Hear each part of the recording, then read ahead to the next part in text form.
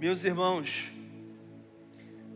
nós hoje vamos encerrar essa série de mensagens chamada de A Igreja Vitoriosa. Uma série que nós sabemos que nasceu no coração de Deus.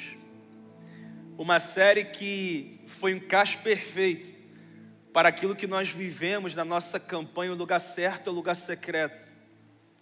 Uma série que, na verdade, deu à igreja ferramentas muito importantes para esse momento que a igreja brasileira vive.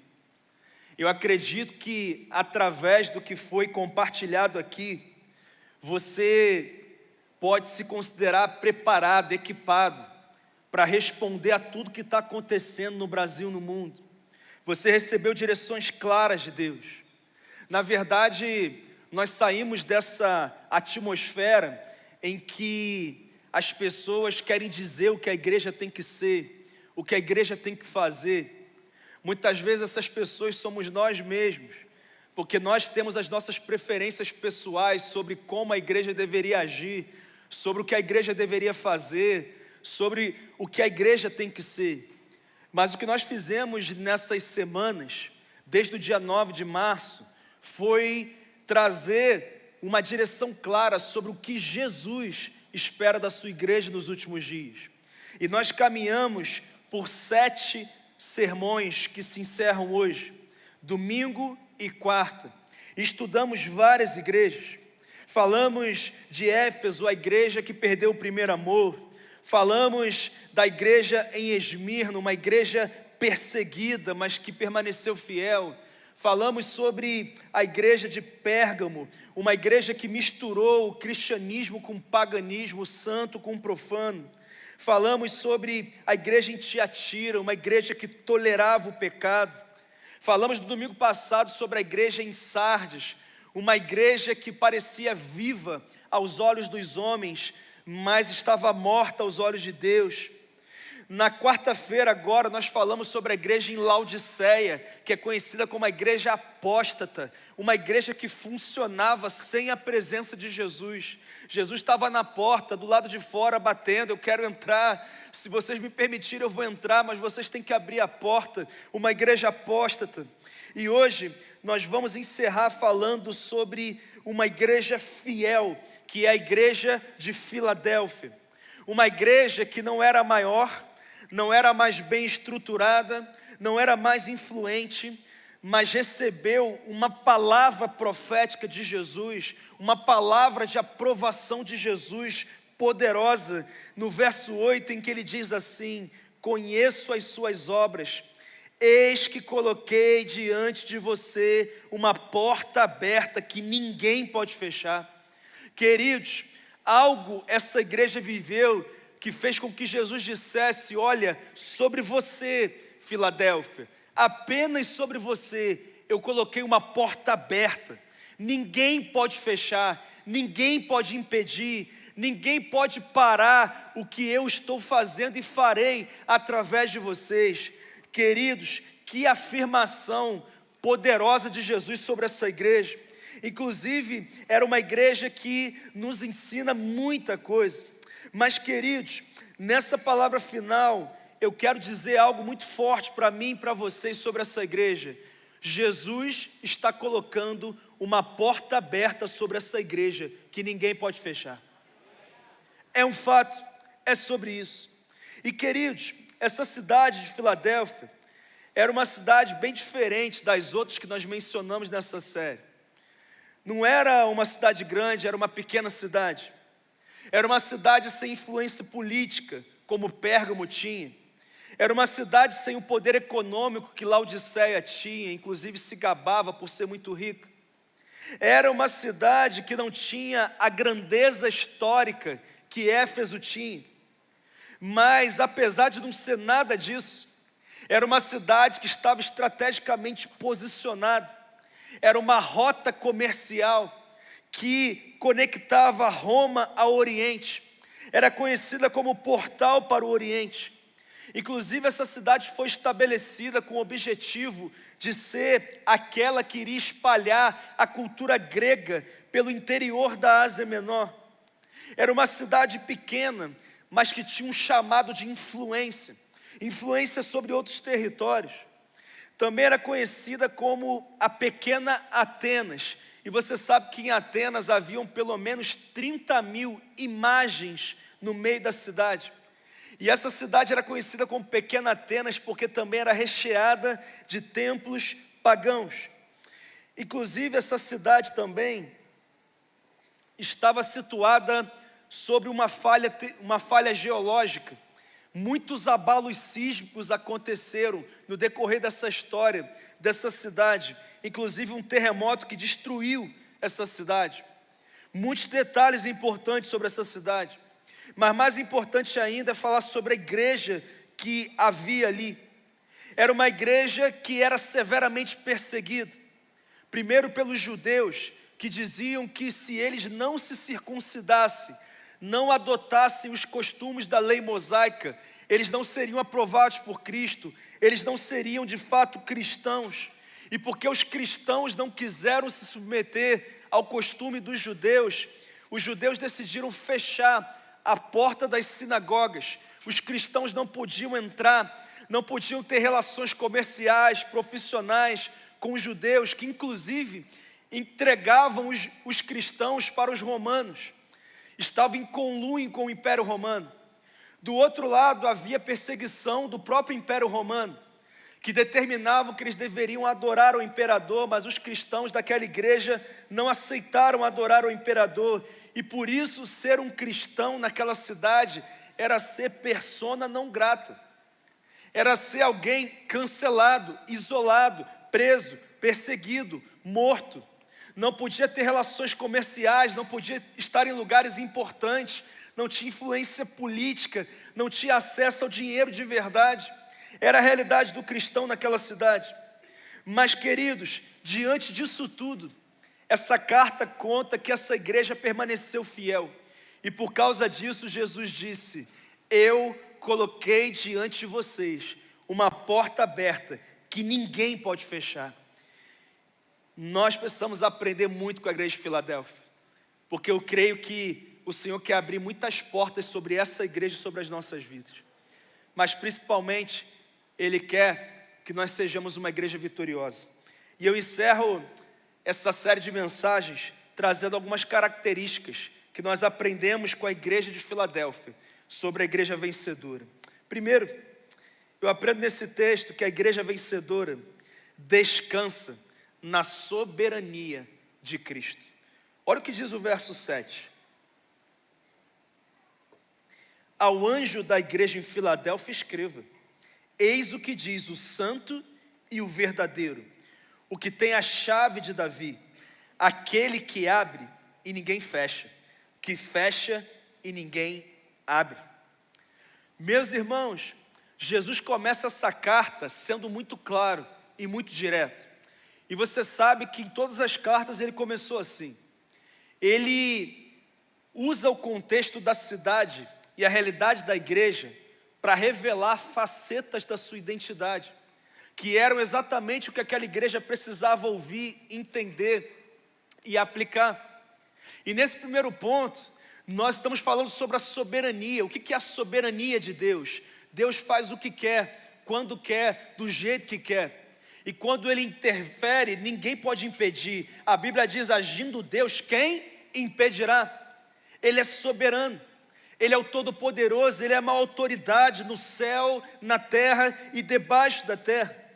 E Ele chega para uma igreja que estava em uma cidade mergulhada no politeísmo, muitos deuses, muitos santos fabricados, homens e mulheres que foram divinizados, que foram transformados em santos na visão dos homens e mulheres daquela cidade. E eles se baseavam nesses santos fabricados, nessas verdades inventadas para definir a sua espiritualidade. Então Jesus, no meio de toda aquela bagunça espiritual, ele traz uma definição absoluta. Ele diz o seguinte: no meio desses muitos santos e dessas muitas verdades, eu sou o santo, eu sou o verdadeiro, eu sou aquele que determina o que tem que acontecer. Jesus foi muito direto. Ele usa artigos definidos para definir algo sobre uma cidade indefinida. Não sabia quem adorava, não sabia o que era verdade, o que era mentira. Tudo era verdade. Quem eles queriam virava um santo. Parece o Brasil, sim ou não? Quantas pessoas que adoram a tudo e todos. Outro dia eu vi um padre recebendo um passe de uma mãe de santo. As pessoas não sabem o que está acontecendo. É uma bagunça o Brasil. Então Jesus chega no meio daquela bagunça e ele diz: posso organizar a bagunça? O único santo e verdadeiro sou eu. Quem manda na história sou eu. Se vocês têm que ouvir alguém, vocês têm que ouvir a mim, as minhas palavras. É sobre isso, aquele que é santo e verdadeiro. Mas, queridos, a segunda parte da identificação de Jesus é ainda mais importante, porque agora ele vai dizer que eu sou aquele que tem a chave de Davi, aquele que abre o que ninguém fecha e que fecha o que ninguém abre. Pastor, do que Jesus está falando? Ele está fazendo uma menção ao que aconteceu no capítulo 22 do livro do profeta Isaías. O que aconteceu ali? Havia um mordomo do palácio real chamado Sebna, e esse cara tinha todas as chaves das salas do palácio. Ele podia abrir qualquer porta, ele podia entrar em qualquer lugar. Ele era o cara que tinha autoridade no palácio. E esse homem chamado Sebna decidiu pegar uma dessas chaves e abrir o cofre do palácio real. E ele pegou o dinheiro e decidiu construir um mausoléu para ele. Ele decidiu construir uma estrutura para o engrandecimento dele. Ele pegou a autoridade para usar para a própria glória dele. Deus ficou tão irritado com isso, que além de tirar Sebna do cargo, ele disse: eu vou acabar com a tua vida. E ele levantou um outro mordomo chamado Eliaquim, e entregou essas chaves para ele. Disse: Eliaquim, você tem a chave de Davi. Você pode abrir a porta que você quiser, você que tem autoridade. Pastor, o que isso tem a ver com Filadélfia e Jesus? Quando Jesus diz que ele é quem tem a chave de Davi, ele está dizendo: eu sou Eliaquim. Aquilo que eu abro ninguém fecha, aquilo que eu fecho ninguém abre. Eliaquim abria e fechava as portas do palácio. Eu abro e fecho portas em qualquer lugar, no mundo espiritual, no mundo físico. Sou eu que mando, a autoridade está na minha mão. Ele disse isso para eles, e ele disse: inclusive, como vocês são fiéis a mim, essa chave está com vocês. Então, Filadélfia, não importa que os judeus estejam perseguindo vocês, fechando as portas das sinagogas. Não importa que os romanos estejam perseguindo vocês e fechando as portas das oportunidades comerciais, relacionais, políticas na cidade. Eles podem fechar a porta que quiser, porque eu é que tenho a chave de Davi. E quando eu quiser abrir uma porta para vocês, eu vou abrir. Quando eu quiser fechar uma porta para vocês, eu vou fechar. Porque quem manda sou eu. Vocês podem descansar, porque eu decidi que abrirei uma porta para vocês que ninguém poderá fechar. Irmãos, pensa numa revelação poderosa. Sabe que ela é poderosa? Porque tem um monte de gente aqui preocupada com porta que se fechou. Tem um monte de gente aqui preocupada com as portas que entende que precisam ser abertas e não está conseguindo abrir. Mas você está preocupado porque você acha que quem abre ou fecha a porta é você. Mas eu queria te dizer que você só tem que ser fiel, porque quem abre e fecha a porta na sua vida é Ele. E quando Ele abre, ninguém fecha, irmão. Quando Ele fecha, ninguém abre. Eu queria que você entendesse isso, que você tivesse essa certeza absoluta. Para de se preocupar em perder oportunidades, em perder o emprego, em perder relacionamentos, em perder possibilidades. A nossa única preocupação é sermos fiéis a Deus, porque Ele tem a chave de Davi. O que Ele abre ninguém fecha, o que Ele fecha ninguém abre. É isso, é sobre isso. Quem está entendendo aqui, gente? Sabe o que Jesus estava dizendo? Vocês são uma igreja pequena, vocês não têm acesso a áreas de importância da cidade, Mas Jesus, estou dizendo que no meio de todas essas impossibilidades, eu estou abrindo a porta para vocês. Vocês vão realizar o que igrejas maiores não conseguiram realizar, o que pessoas que tinham oportunidades que vocês não têm não conseguiram realizar. Eu estou abrindo o caminho para vocês. Jesus estava dizendo isso para Filadélfia. O que ele está falando, pastor? Era a porta para a pregação do evangelho, para alcançar o que igreja nenhuma alcançou. Ele estava dizendo, olha, mesmo que hajam portas fechadas pelos homens, eu estou abrindo o caminho. Vocês vão ganhar gente para Jesus, vocês vão ser parte de um avivamento, vocês vão cumprir a missão de vocês. Não fiquem preocupados com as portas das sinagogas que estão fechadas. Não fiquem preocupados com as relações prejudicadas pelos romanos. Fica tranquilo, a missão que eu dei a vocês, eu garanto que vocês vão conseguir cumprir. Pastor, o que isso tem a ver com a igreja atitude? É simples. O que eu quero dizer para você é que Deus já abriu a porta sobre essa igreja aqui. Você está preocupado se alguém vai aceitar o convite para o Casa de Fé? Deus já abriu a porta, irmão. Você vai ganhar gente para Jesus como você nunca ganhou na sua vida. O que você tem que fazer aí é obedecer. Portas da evangelização, batismos, consolidação de pessoas, a frutificação do teu ministério. Você precisa entender isso. Deus já abriu a porta. É sobre isso, é sobre isso. Não perca a sua paz. Inclusive, eu preciso falar do outro lado também, porque tem gente que está querendo abrir porta que Deus fechou, que Deus não quer que você abra. Como Sebna, que pegou a autoridade, as chaves da autoridade, para fazer a vontade dele. Quando eu digo que Deus vai abrir portas ou fechar portas, não estou falando que Ele vai abrir para fazer o que a gente quer. Ele vai abrir para cumprir o plano perfeito que Ele tem para a nossa vida. Porque tem porta que você quer abrir que Deus não vai abrir, porque se abrir você arrebenta a tua vida. Você se perde. Você vai para lugares que você nem imagina que um dia você possa estar. Quem entendeu isso aqui, gente? Então para de tentar forçar a abertura de portas, irmão. Deixa que Deus vá abrir quando tiver que abrir, seja apenas fiel e obediente. Quem recebe essa palavra, gente? Em nome de Jesus. Que todo espírito de Sebna, de autopromoção, de forçação de barra caia por terra em nome de Jesus, irmão. E você agora tem um espírito de dependência do Senhor. Que a soberania do Senhor possa te fazer descansar. Pastor, tem muita coisa que não está na minha mão. Ok, o que não está na tua mão está nas mãos do Senhor. Amém? Descanse na soberania de Deus. Isso que nós precisamos entender. Descanse nela. Muita gente teria agido diferente de José por tudo que ele passou na história dele. Ele não forçou porta nenhuma. Tem gente que acha que por traição, por inveja, por injustiça, não vai receber o que Deus tem. José passou por isso tudo e se tornou governador do Egito. O plano se cumpriu. Davi foi perseguido pelo próprio rei, foi traído pelo próprio rei.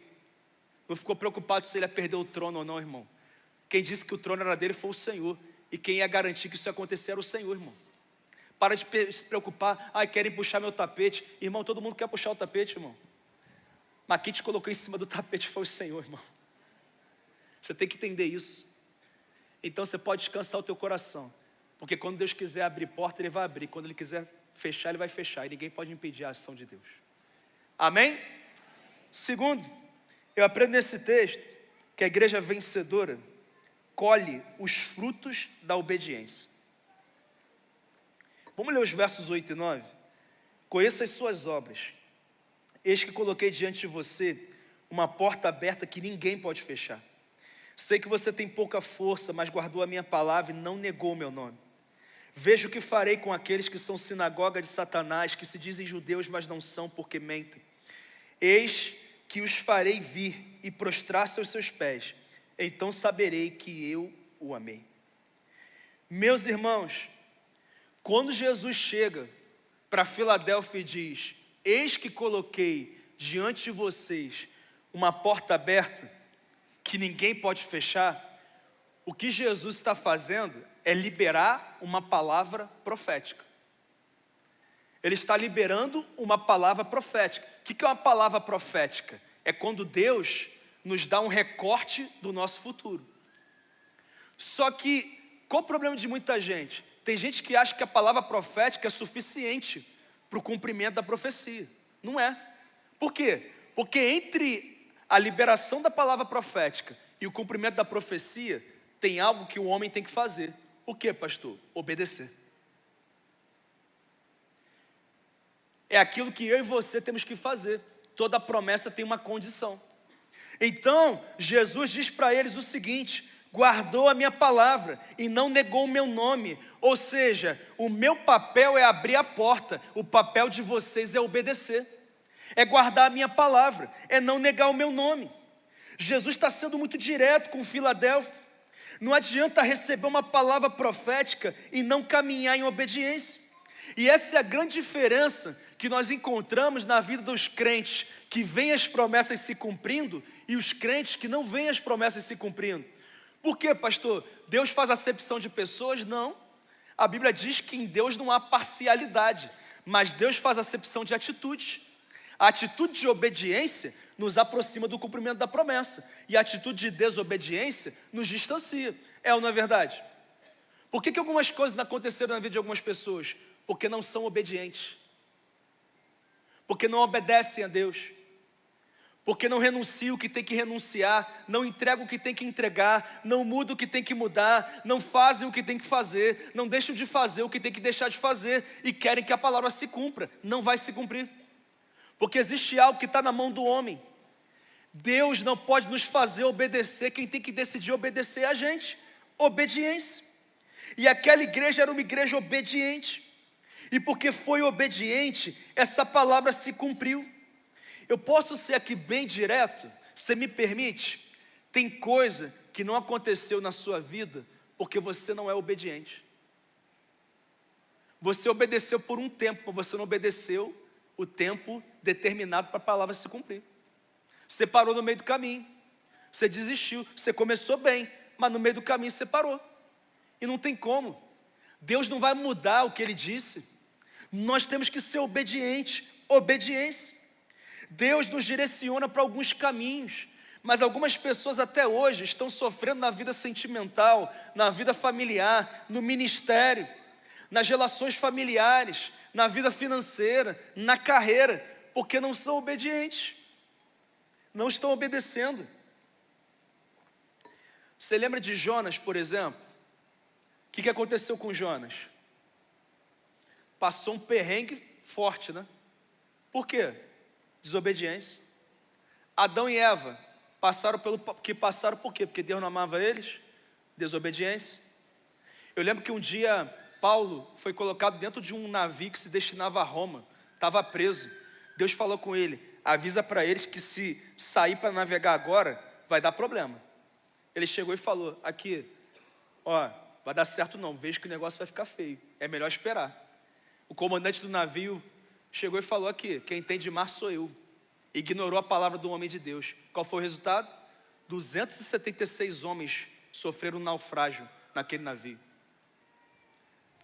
Muitas vezes Deus colocou uns Paulos na vida de algumas pessoas para dizer: não vai por aí, toma cuidado, se afasta disso, não anda com essa pessoa, ei, persevera aqui, permanece ali. E algumas pessoas disseram: eu que entendo disso, eu que entendo de dinheiro, eu que entendo da minha família, eu que entendo da minha carreira, eu que entendo do meu ministério, deixa que eu faço. Mas eu quero te dizer uma coisa: quando você decide fazer o que você quer fazer em detrimento do que Deus te disse para fazer, você está assumindo a comissão e as consequências que você está fazendo. Mas quando você decide obedecer a Deus, você está enviando a conta para o céu, irmão. Você está dizendo: Deus, estou te obedecendo, sei que o Senhor vai cuidar de mim. Quem está entendendo, gente? E aí? Está querendo pagar a conta ou está deixando o Senhor te abençoar e te conduzir? Quer entender um princípio importante? Escolher desobedecer hoje é escolher sacrificar amanhã. Tem sacrifício que a gente está vivendo hoje por causa da desobediência de ontem. E a nossa vida já tem muitos sacrifícios necessários. Que tal a gente evitar sacrifícios desnecessários? Quem quer evitar sacrifícios desnecessários aqui, irmão? Pelo amor de Deus, né? Por favor, né? Por favor, é sobre isso. Agora, o que Jesus diz aqui para Filadélfia? Sei que você tem pouca força. O que é isso? Queridos, não há uma determinação absoluta, mas há um consenso no meio teológico de que ele está falando sobre a força financeira numérica e de influência da igreja. Provavelmente Filadélfia era a menor das 7 igrejas. Era a igreja mais pobre financeiramente das 7 igrejas. Era a igreja que tinha a menor membresia das 7 igrejas. Era a igreja que tinha a menor influência política das 7 igrejas. Então Jesus disse: olha, eu estou vendo que vocês têm limitações. Eu sei disso. Eu estou vendo. Mas eu quero te dizer que o que vai fazer com que vocês cumpram a missão de vocês não é ter ou não ter essas limitações, é me obedecer. Porque quando vocês me obedecem, todos esses recursos que vocês não têm, os céus têm de forma inesgotável.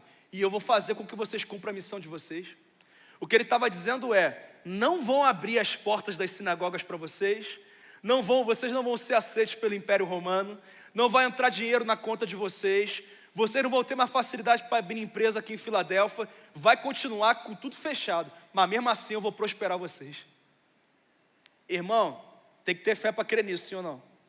Filadélfia teve, obedeceu, não fez concessões, não entrou em conluio com o Império Romano, não viveu uma vida aonde foi abrindo mão de alguns princípios, não fez isso, foi obediente. E por que eu estou falando isso? Porque o tempo inteiro nós somos tentados a fazer concessões, a sair desse lugar de obediência. Você é tentado a sair do lugar de obediência na vida sexual, na vida financeira, no ministério, nos teus relacionamentos, na tua vida profissional, o tempo inteiro. Por quê? Porque existe o tal do atalho que muita gente está pegando na vida. Um atalhozinho para diminuir o sofrimento, para eu chegar mais rápido. Mas no Evangelho não existem atalhos. O caminho é a obediência. É sobre isso. Tudo isso poderia ter sido resolvido para Filadélfia se eles tivessem se circuncidado, se eles tivessem acendido um incenso ao imperador. Não, vamos aqui, não, a gente vai fazer culto domingo, está tudo certo, mas um dia a gente acende um incenso, o que tem? Qual é o problema? Entendeu? Para a gente conseguir, sabe, vamos batizar um pessoal assim que não tem compromisso com Deus, mas a gente precisa batizar 100, né? Então a gente abre mão de uns princípios para batizar, entendeu? Te dá um jeitinho, a gente batiza os 100, dá um jeitinho aqui, precisa casar não, precisa acertar a vida não, pode ficar enchendo a cara mesmo, está tudo certo, vive a vida de fornicação, está tudo ok, vamos abrir mão dos princípios. Filadélfia poderia ter feito isso, poderia ter dado um jeitinho, mas sabe o que eles fizeram? Eles obedeceram. E porque eles obedeceram, sabe o que aconteceu com Filadélfia? Filadélfia continuou viva, aberta, funcionando até o século XX, irmão. A única igreja das 7 da Ásia que viveu por séculos foi a igreja de Filadélfia, que permaneceu aberta. Chegou uma hora que o islamismo dominou ali a região de Alexi, onde era Filadélfia, mas resistiu. Império Otomano, islamismo, continuaram ali. Sabe o que aconteceu? A porta permaneceu aberta para a glória do Senhor Jesus. Enquanto você permanece em obediência, as portas permanecem abertas. Mas quando você decide desobedecer, as portas vão se fechando. A igreja de Éfeso, imagina-se que tinha de 4 a 5 mil membros. Essa igreja fechou rapidinho, irmão. A igreja de Sardes, igreja rica. Laodiceia, igrejão, irmão. Poderosa, arrecadação poderosa. Você não ouve nada sobre Laodiceia, sobre Sardes, sobre Éfeso. Mas sobre Filadélfia você ouve, sabe por quê? Porque foi uma igreja que obedeceu. Obedeceu. Até o final, obedeceu. A força da igreja não está na estrutura física, não está na relevância pública, não está na arrecadação mensal, ela está na obediência inegociável à palavra. E eu preciso falar sobre isso, queridos, porque muitos crentes e até mesmo igrejas estão se esforçando para poder prosperar, crescer, prevalecer. Estão fazendo isso buscando novos cursos, mentorias, visitar as maiores igrejas do mundo. Estão buscando, através da tecnologia de ponta, métodos impressionantes, estruturas vultuosas, conferências globais, imersões de alto impacto, trazendo os maiores preletores do mundo. E queridos, isso tudo é muito bom, mas eu queria te dizer que o que faz uma igreja prevalecer não é nada disso, mas é a obediência à palavra. É permanecer em obediência, todos os dias, é sobre isso. O que leva uma igreja ou um crente a prosperar é a obediência, irmão. A obediência atrai a benevolência, é a obediência, não tem outro caminho, é obedecer de forma imediata, absoluta. Não é que não sabe o que tem que fazer, porque a maioria das pessoas já sabe o que tem que fazer, só não decidiram fazer ainda. E deixa eu te falar uma coisa importante, não é obedecer um dia, é obedecer até que ele venha. Você lembra de Salomão, conhecido como o homem mais sábio do mundo, multimilionário, um cara sábio demais, começou muito bem, mas terminou mal. No final da vida dele, decidiu casar com as mulheres pagãs, só 1000. Deus chegou para ele e falou: você começou muito bem, mas você fez concessões. Você vai morrer, eu vou tirar o trono do teu filho, eu vou dividir o reino. Sabe por quê? Porque não basta começar obediente, eu preciso permanecer obediente até que ele venha. Sabe qual é o problema de algumas pessoas? Até começaram a obedecer em algum momento da vida, mas pararam de obedecer. Pararam. E hoje estão culpando a economia do país, estão culpando o cônjuge, estão culpando a igreja, estão culpando a célula, estão culpando o vizinho, estão culpando o concorrente, estão culpando a pandemia, estão culpando terceiros daquilo que na verdade estão vivendo como fruto da desobediência a Deus. A nossa vida é resultado da nossa obediência ao Senhor. É sobre isso, queridos. A desobediência de hoje pode jogar fora toda a obediência que você teve no passado. Salomão jogou fora tudo, terminou muito mal. Essa semana eu estou lendo no meu devocional o primeiro livro dos Reis. Li sobre o homem de Deus de Judá, um profeta jovem que Deus enviou para profetizar contra a idolatria. E ele chega diante de Jeroboão levantando altares de adoração a Baal, e ele profetiza contra o altar se fende, se quebra na hora. Jeroboão fica desesperado, chega para ele e fala: cara, vai comer lá em casa, vai comer comigo. Ele fala: não, Deus me mandou vir aqui profetizar contra o altar, e não parar para comer e conversar com ninguém. Estava muito bem. No meio do caminho ele encontra um profeta velho, que chega para ele e fala: vai comer lá em casa. Ele fala: Deus mandou não parar. Aí o profeta velho fala: não, mas Deus mandou te dizer que é para você ir comer lá em casa. Aí ele ouviu um profeta velho falando em nome de Deus e foi. No meio do jantar o profeta fala: aqui, te enganei. Já era. Sabe o que acontece com ele? Ele sai da casa do profeta velho, no meio do caminho um leão encontra ele e mata ele. Sabe por quê, irmão? Porque não adianta começar em obediência. Você tem que permanecer em obediência até que ele venha, irmão. Você está entendendo isso? Até o final, até o fim. Inclusive, até homem de Deus pode falar da própria carne, tá? Então toma cuidado com os homens de Deus que falam para você da parte de Deus coisas que Deus nunca disse para você. Tome muito cuidado, isso é muito sério. Quem está entendendo, gente? Obediência. Obediência. Provérbios 10, 27 diz: o temor do Senhor prolonga os dias da vida, mas os anos dos ímpios serão abreviados. É o temor, é a obediência. O que eu quero dizer é que eu tenho aqui 3 passos para você prosperar nesse ano. Quem quer receber esses 3 passos? Primeiro passo: obedeça a Deus. Segundo passo: obedeça a Deus. Terceiro passo: obedeça a Deus. E eu te garanto, tudo que Ele te prometeu vai se cumprir. As portas vão se abrir. Estou vendendo um e-book no final do culto, R$ 9,90. Sabe por que eu estou falando isso, queridos? Porque tem gente buscando um monte de insight, mindset, não é a moda? Isso é legal, é bom, mas você quer um mindset? sendo transformado? Romanos 12. Não vos conformeis com esse mundo, mas transformai-vos pela renovação da vossa mente, para que sejam capazes de comprovar e experimentar qual seja a boa, perfeita e agradável vontade de Deus. Esse é o mindset que precisa ser mudado na nossa vida hoje. Louvado seja o nome do Senhor. Aleluia! Glória a Deus. Terceiro, penúltimo lugar, eu aprendo nesse texto que a igreja vitoriosa será preservada na terra e coroada no céu. Versos 10 e 11.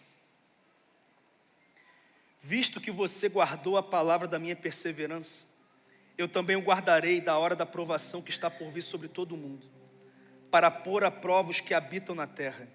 Venho em breve, apegue-se ao que você tem. Queridos, Jesus agora é muito direto em falar duas coisas para essa igreja. Ele diz que a igreja vitoriosa vai ser privada de certas provações e vai ser coroada no céu. Pastor, como assim? Jesus disse que no mundo nós teríamos o quê? Aflições. Tem aflição que faz parte da vida. Seja você fiel a Deus ou não, você vai passar por elas. Faz parte da vida. Não tem como mudar. Não tem como mudar. Nós vamos ter que passar por aflições. Tem coisas que a gente tem que sofrer nessa terra mesmo. Isso nos ensina, nos aprimora, nos prepara para cumprir o propósito do Senhor. Mas tem aflição, irmão, que a gente precisava estar enfrentando, não. E sabe quando que a gente se protege de enfrentar certas aflições, tribulações, provações? Quando a gente decide obedecer. Isso nos priva de certas tribulações que não precisávamos passar. Tem gente que enfrentou o divórcio porque resistiu a Deus. Tem gente que está enfrentando batalhas na saúde física e emocional por resistir a Deus. Tem gente que está enfrentando lutas na vida financeira por resistir a Deus. Lutas no ministério que não precisava estar enfrentando. Querido, o ministério já tem tantas lutas, mas por causa da desobediência, às vezes nós enfrentamos lutas que não precisávamos enfrentar. Ontem, quando eu preparava essa palavra, eu estava agradecendo a Deus por ter passado a minha adolescência na igreja, irmão. Porque isso me privou de passar por tanto dissabor na vida, irmão. Tanta coisa na vida. Eu estava agradecendo a Deus, obrigado por isso. Que privilégio. Me protegeu de muita coisa. Porque quando você vive uma vida de obediência, você é privado de muitos sofrimentos que você não precisa passar. Quem concorda com isso aqui, gente? É verdade. Mas ele também está falando, e na verdade, o fundamento desse texto é quando ele fala da grande tribulação. Porque ele diz lá em Mateus 24, 21, que haverá grande tribulação, como nunca houve desde o princípio do mundo até agora, nem jamais haverá. Um dia o mundo vai enfrentar o que a Bíblia chama de grande tribulação. Serão 7 anos de um sofrimento tão grande, que nunca houve e nunca haverá sofrimento como esse. Que a Bíblia diz que Deus terá que abreviar os anos dessa tribulação, porque senão ninguém suportaria uma coisa muito pesada. E existem duas interpretações sobre isso, duas correntes principais sobre isso. A primeira é que a igreja não vai precisar enfrentar a tribulação, ela vai ser arrebatada antes da grande tribulação. A segunda vertente é que a igreja não vai ser arrebatada antes da tribulação, mas ela vai ser protegida no meio da tribulação. Querido, eu não tenho problema nenhum se você pensa em uma teoria ou em outra. Eu só preciso dizer uma coisa: passando ou não pela tribulação, quem vive em obediência vai ser preservado, vai ser protegido, vai ser guardado pelo Senhor. Vai ser guardado por Ele, vai ser protegido por Ele. E assim, não é difícil entender não isso, porque a gente conhece os homens que ficaram numa fornalha aquecida muitas vezes mais e não se queimaram. Nós conhecemos o homem que foi jogado na cova dos leões e os leões nem encostaram nele. Nós conhecemos esses homens e conhecemos o Deus que permitiu que esses homens vivessem isso. Nós conhecemos o texto que diz que aquele que habita no esconderijo do Altíssimo, a sombra do Onipotente descansará. Então, querido, há um lugar de descanso no Senhor. Seja qual for a tua crença, nas teorias do final dos tempos. O que importa é que o Senhor vai te guardar de tribulações que o mundo vai ter que enfrentar. É uma verdade. Igreja vitoriosa, igreja vitoriosa. Mas ele também diz sobre algo chamado galardão. Diga galardão. Sabe qual é o problema do crente hoje? Ele confia que não existe perda de salvação. A salvação é pela fé, por meio da graça. É pela graça por meio da fé. Se eu não posso fazer algo para ganhar a salvação, eu também não posso fazer algo para perdê-la. Isso é um princípio básico. Então tem gente que vive isso dizendo assim: então tá tudo bem. Então eu vou só tentar rejeitar o pecado e vou me preparar para o céu. Mas se eu te disser que o que Deus quer para você não é apenas te dar o céu, mas é te dar um galardão no céu. O que é galardão? É recompensa. É uma diferenciação que vai acontecer no céu. Lá em 2 João 8 diz: tenham cuidado para que vocês não percam o fruto do nosso trabalho, mas recebam plena recompensa. Em Mateus 16, 27, ele diz assim: porque o Filho do Homem virá na glória de seu Pai, com os seus anjos, e então retribuirá a cada um segundo as suas obras. Você não pode ser salvo pelas obras, mas o teu galardão é consequência das obras de fidelidade que você teve com Deus. Quantos entendem esse conceito aqui? Tem gente que está achando que vai só para o céu, e se continuar achando isso, vai só para o céu mesmo. Mas tem gente que entendeu que por causa da sua fidelidade, das suas boas obras na terra, não vai só morar no céu, mas vai ser coroado no céu, irmão. Coroa, uma coroa. Eu vou coroar vocês, é o que a Bíblia diz, uma coroa. A igreja não vai ser coroada na terra não, irmão. A igreja vai ser coroada no céu. No céu, tem uma coroa para você no céu, irmão. Tem uma coroa para você no céu. Uma coroa. O que ele quer dizer é que existem diferenciações. Tem gente que vai morar no céu e vai desfrutar da glória, mas tem gente que vai desfrutar de uma porção do céu que outros não vão desfrutar. Quem aqui quer receber um galardão poderoso, irmão? Eu quero, irmão. Seja fiel, faça o seu melhor. Não viva uma vida cristã mais ou menos. E eu nem estou falando daqueles que estão vivendo no pecado, porque quem vive no pecado nem para o céu vai. Eu estou falando daqueles que não estão vivendo no pecado, mas também não estão vivendo a inteireza, a integridade do Evangelho. Deus não te chamou para viver mais alguma coisa não, mais ou menos. Ele quer que você viva a totalidade do Evangelho. Irmão, Ele quer que você seja cheio do Espírito Santo. Ele quer que você se mova nos dons espirituais. Ele quer que você seja um instrumento de avivamento onde você está. Ele quer que você viva coisas muito maiores do que você vive hoje. É sobre isso. Galardão, diga galardão. A salvação é um presente, mas o galardão é uma conquista. O galardão não é para quem começa bem, mas para quem termina fiel. Eu creio numa igreja que vai acessar mais do que o céu, vai acessar o galardão do céu, amém? Mas em último lugar, eu aprendo nesse texto algo muito importante aqui. A igreja vencedora permanecerá inabalável por toda eternidade. Olha o que diz o verso 12: aquele que vencer será feito por mim coluna no templo do meu Deus, e dali ele jamais sairá. Escreverei nele o nome do meu Deus e o nome da cidade do meu Deus, a Nova Jerusalém, que desce dos céus da parte de Deus, e também escreverei nele o meu novo nome. Irmãos, esse aqui é o encerramento da nossa série. Filadélfia era uma cidade que sofria uma série de abalos sísmicos. A cidade foi destruída algumas vezes. Uma vez foi totalmente, em outros momentos foi em parte. E o que acontecia? Toda vez que Filadélfia era destruída, o Império Romano bancava a reconstrução da cidade e dava um novo nome para a cidade. Pense numa cidade que teve vários nomes: Filadélfia. Os líderes, pessoas de relevância na cidade, recebiam colunas na cidade com os nomes delas escritos na coluna. Mas toda vez que tinha um abalo sísmico, o que acontecia? A coluna se quebrava, era derrubada, e o nome daquela pessoa importante era apagado, era esquecido. Você está entendendo isso aí? Sabe o que Jesus está dizendo? Nessa cidade totalmente abalável e instável, onde construções são destruídas, novos nomes são levantados e são apagados, eu quero dizer que ao vencedor, eu não vou dar uma coluna que vai ser destruído, eu farei uma coluna no templo do meu Deus na Nova Jerusalém. Ao vencedor dessa coluna eu vou dar um novo nome, e quem vai dar o nome sou eu, e esse nome não vai ser apagado, esse nome é bendito, esse nome é aprovado, esse nome é salvo, esse nome é coroado, esse nome é o bendito de meu Pai, é o filho amado de meu Pai, que para o resto da história, por toda a eternidade, vai desfrutar das riquezas e das recompensas que eu guardei para aqueles que são fiéis. Ah, queridos, essa terra é totalmente abalável, mas quando aquilo que é inabalável se manifestar, o que é abalado será abalado, irmão.